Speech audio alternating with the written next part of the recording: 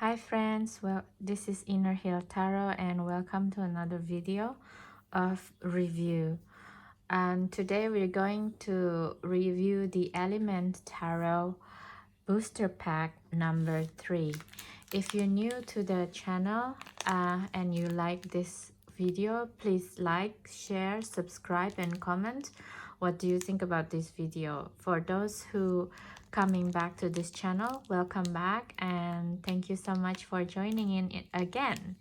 And if you've been here for quite a while now, you will know that I don't do review for a whole deck of 78 cards per se of major and minor arcana, because I always feel that a whole complete tarot deck review, it's quite personal if you want to work with it or not.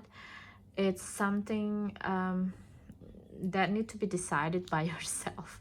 That's why I do silent flip through, silent meditative review, to kind of ask yourself, do you want to work with this tarot deck, or do you want to rehome it if you have some? If you have one deck, I mean, yeah, of course you can have some as well, of course, why not? So that's why I don't do it, because yeah, I think it's a personal reason to do that.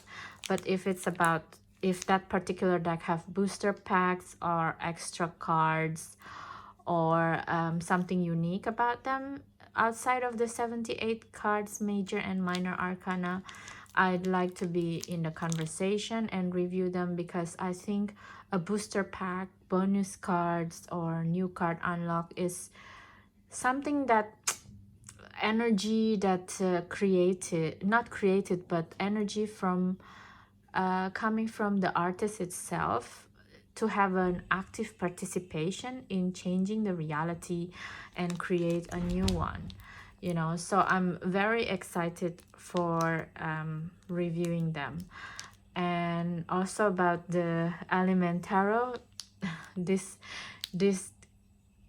deck, man, is a mother load of a whole different, it's another different level of booster packs and bonus cards.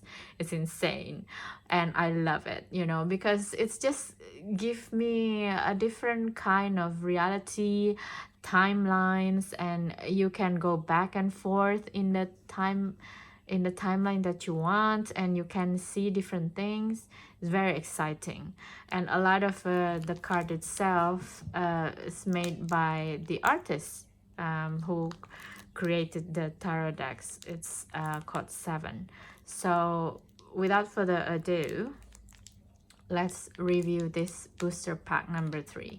Oh, by the way, they have 4 packs of booster pack, and this one have 17 tarot cards that didn't make to the main tarot decks, that's already have like 100 something card, I think, inside that particular main deck itself. So they sell it as a booster pack, meaning you can have them, you can buy them separately and you'll be fine without them as well. Okay, let's try to get them out peacefully, please. This 17 card. And before I review them, let's have a quick flip through, quick silent flip through, so in case someone who doesn't have the guidebook, they know the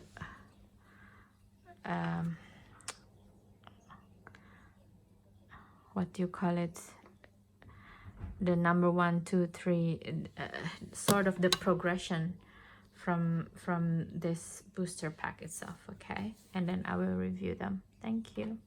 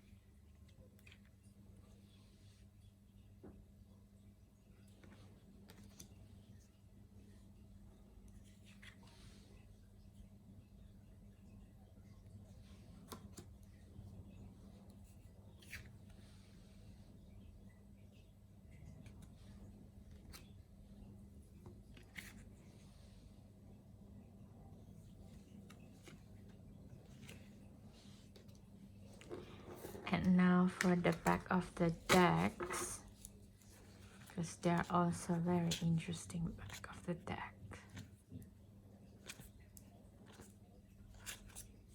This is super lovely, no? The new arcana.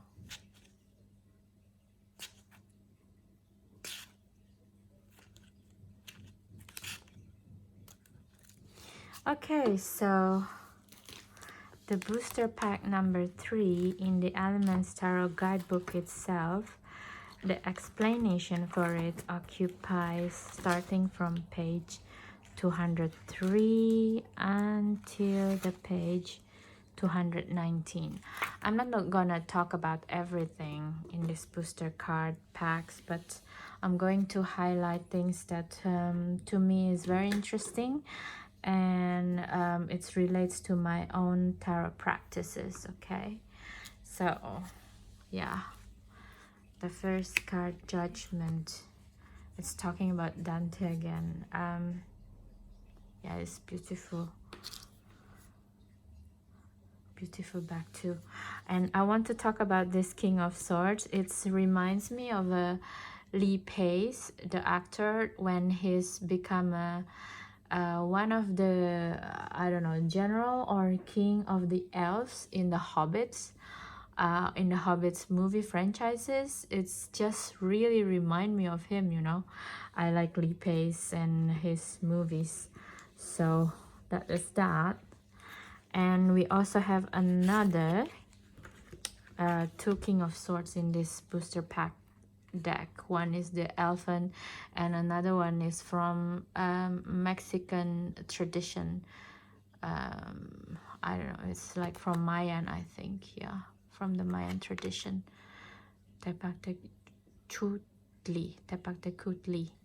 I hope I pronounce it correctly.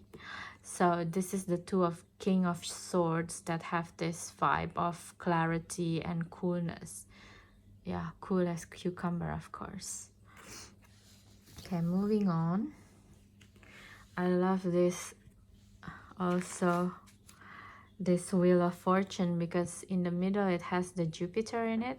And yeah, of course, you know, in a way, Wheel of Fortune, it has to have Jupiter in everything, because it's an expansion card, isn't it? No matter what you do, it's expanding. Either you go down, of course you go down is contracting in a way, but it's probably contracting in a physical sense, but in the term of knowledge, when you go down from the top of the world, is still an expansion of knowledge. So well done. Okay, talk about this. And oh my god, the Morning Death. I swear to you, this Alleyman Tarot, it's really makes me understand about death in so much more, because also the amount of death card that this guy 7 curates to be included in the main deck and also in the booster pack, it's just make you think, what is transformation, you know, what is death really? And in this Morning Death, it's to me it's quite special, because look at him, you know, he's at a loss, he's really sad, and he's like, I can't do anything without this person, you know, and she left this world, and yet he's the skeleton one. Yeah, it's kind of give you a mindfuck vibe a little bit. So it's like he's a ghost already that doesn't let go the existence of Earth in a way, and he has to let go someone who is living the Earth plane happily in a way, you know. But in any case, the Morning Death, man, hard to let go of something. Yeah. And the second death card is actually page 215 in the guidebook, and it's talking about smoking death is like death by smoking. Basically, it's transformation in increments. you're not gonna die from smoking one cigarette, one Lucy, one loose cigarette that fast, you know. That's over time. In a way, it's also like this transformation is something that moves slowly, like the energy of Knight of Pentacles, you know. It's the feeling, the need to change grows slowly, basically. But it's two beautiful cards of death, and you know, to illustrate what is the transformation here, what type of transformation that needs to take place. Good job. Really love the back also. Beautiful. The Fool here with the Cyberpunk Tarot. This card make me want to have a Cyberpunk Tarot deck. I'm not sure, but this cat is certainly really awesome. I don't know what else to say about this. I don't have any more comments, sorry. I'm entitled. This is my channel, shut up. And this card as well. But this is the thing, you know, he put it next to each other, right? Well, it's next to each other, but it has this exactly a different feeling, different vibe of timeline. You know, this is can be like a medieval timepiece. This is like somewhere in the future. This is the 1980s, 1970s, and this is like time immemorial or timeless of grandma.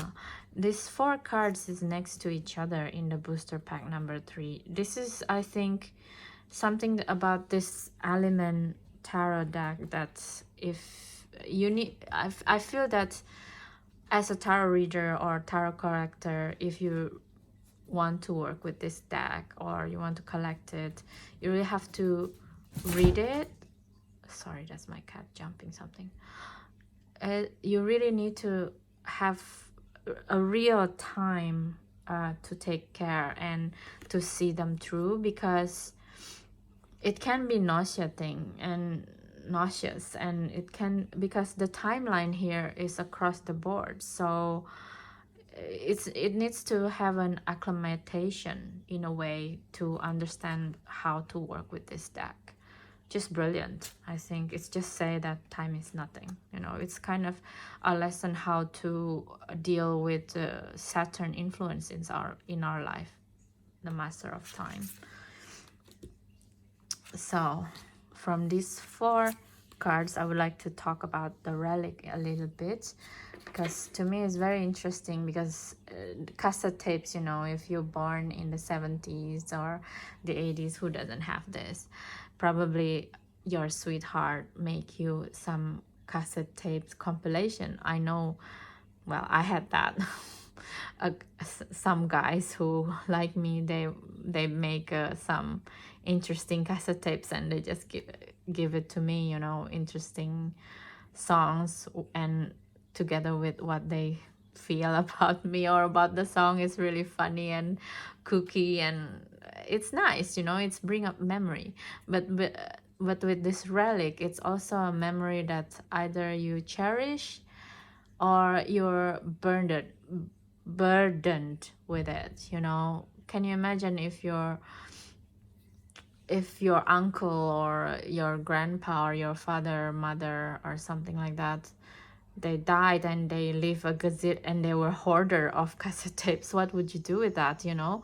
In a way, in one part, you want to kind of gone through them because you want to know what is this person is about, and do they have secrets in all of these tapes? And on the other hand, hold on a minute, this is the time of my life, why would I be bothered with this, you know? So I think this is what's interesting about this card. It's a memory also, you know. It's like, do I still need this memory? Why do I still have this particular memory tugging my emotion and cause me to drink tonight until oblivion, kind of thing? What is it about this memory? that burden me still. So this is a very interesting card, and I don't know if the major and minor arcana has a correlation with this card actually. Job well done as well. It's set in the new arcana. So, and this card, the Six of Swords, is set in here, is something that a design that doesn't really make the real deck, the mainstream deck, for the Botanica Tarot by Kevin J. Stanton. So I'm really excited to have this card because I have the deck, even though it's not arrived yet. And if you see the real deck, oh my god, it's so luxurious. And it's about botanical, it's about plants, you know. I think it's very exciting deck to have and to collect if you're a collector, and also to read with if you're a reader, I think. And I haven't yet to read it through in the guidebook, but feeling wise, it's something about increments, you know. The Six of Swords, it's about to grow your ideas, have a clarity and grow on it, you know. So but if from here it looks like it's a Six of Swords as well. So probably it's a different feeling of moving on to calming waters, you know, because when you germinating seeds, you kind of a worry parent. Will this plant will grow or not? It's very worrying if you have a new project. But with the Six of Swords, it's like, okay, it start to grow now, it start to have a flower now, I'm feeling calmer, I have the knowledge now how this plant temperament are. So yeah, it's this kind of feeling that I get, and I'm so excited with this card because it's not in a real deck. Yoo-hoo! This card I'm going to talk about.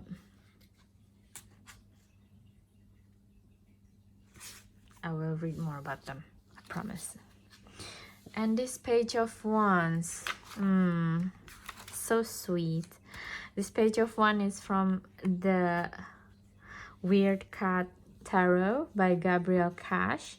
That actually I also have the real Weird Cat Tarot deck from Gabrielle Cash.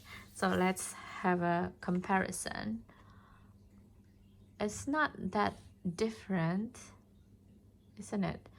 It has a thinner border on this one, and it have a thinner cardstock, and of course this is glossy versus the real deck is more matte finish.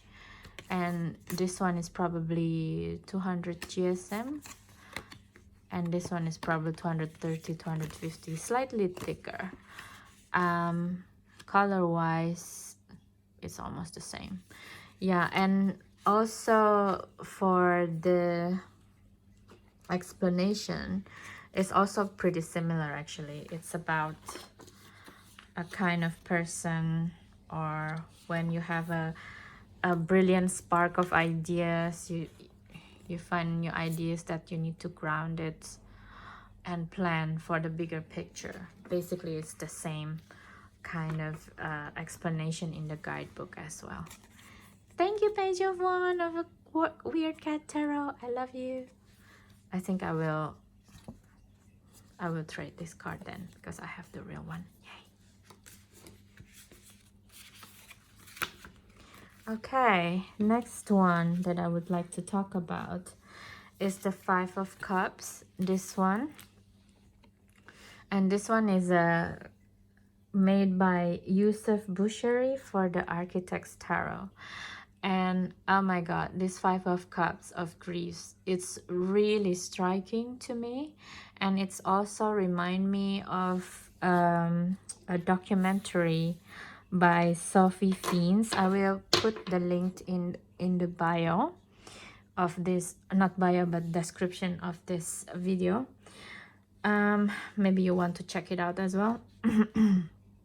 And this card has remind me of the documentary that that called Over Your City's Grass Will Grow, about German artist Anselm Kiefer studio in Barjac, France. And basically, this artist moved from Germany to the south of France and bought a derelict silk factory there and changed the landscape of the whole factory into an artwork landscape. It's very epic, actually. And part of the artwork that he does there is about mourning the World War II, what's happening in Nazi Germany, and about what's happening with the Jewish people. And he make a very evocative artwork with glass pieces, with massive boats. And I don't know if regular people can go there, but watching the documentary in itself, it's evoked exactly this feeling, this grief, you know. And I never seen something like that before, but looking at this card is remind me of that feeling. So maybe you want to check it out. I will put in the description. Okay. Thank you for Seven to include this card. It's really beautiful, beautiful back as well. Maybe I will try to get the deck. Who knows? And the last card, it's made by Seven himself. It's called the Happy Squirrel, which doesn't look, well, he looks happy, but he doesn't look very content because it's supposed to be a chaos. And it said there's happy squirrels are chaotic and terrible little shits. They have their things from the burning forest while setting. They save their things from the burning forest while setting the forest at the same time. So yeah, of course, you know.